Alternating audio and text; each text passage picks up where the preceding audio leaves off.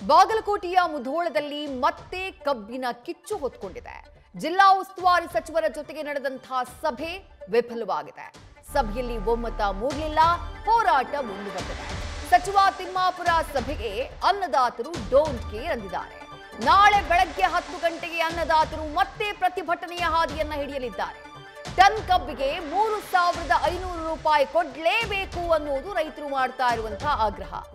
Rayanna circle tahsildar ಕಚೇರಿವರೆಗೆ, Rayanna ಸರ್ಕಲ್ನಿಂದ tahsildar ಕಚೇರಿವರೆಗೆ ಮೆರವಣಿಗೆ ಮಾಡಲಿದ್ದಾರೆ. ನಾಳೆ ವ್ಯಾಪಾರಸ್ಥರು ಅಂಗಡಿ ಮುಂಗಟ್ಟುಗಳನ್ನ ಬಂದ್ ಮಾಡುವುದಕ್ಕೆ ರೈತರು ಕರೆ ಕೊಟ್ಟಿದ್ದಾರೆ.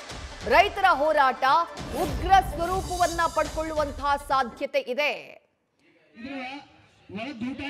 ಬೆಳಗಾವಿಯಲ್ಲಿ ನಡೆದಂತಹ ರೈತರ ಹೋರಾಟ ಬೇರೆ ಬೇರೆ ಜಿಲ್ಲೆಗಳಿಗೆ ವ್ಯಾಪಿಸಿತ್ತು.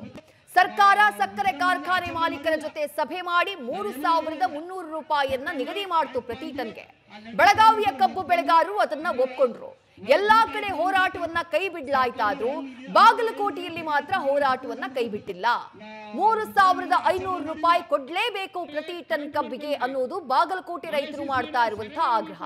3,300 ನಮಗೆ ಒಪ್ಪಿಗೆ ಇಲ್ಲ ಅಂತ ಹೇಳಿದ್ದಾರೆ. ಇವತ್ತು ಸಭೆ ನಡೆದಿದೆ.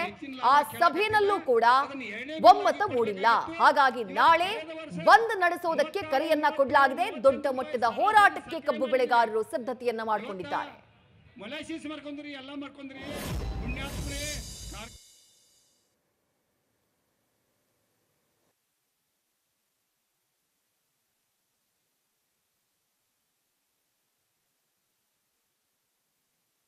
ಫ್ಯಾಕ್ಟ್ರಿ ಮಾಲೀಕರನ್ನು ಕರೆದು ಸಂಧಾನವನ್ನು ಮಾಡಲಿಕ್ಕೆ ನಮ್ಮ ಪ್ರಯತ್ನ ಮಾಡಿದ್ದೀವಿ.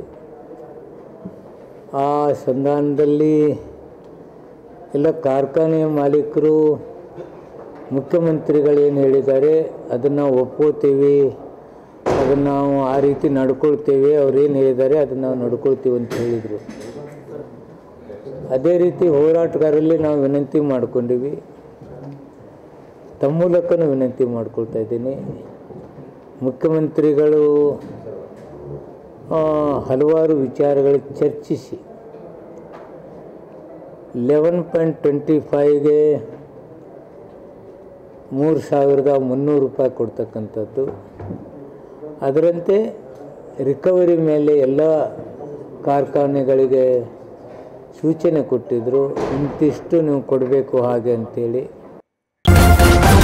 ನ್ಯೂಸ್ ಫಸ್ಟ್ ನಿರ್ಭೀತಿಯಿಂದ ನಿಮ್ಮ ಪರವಾಗಿ.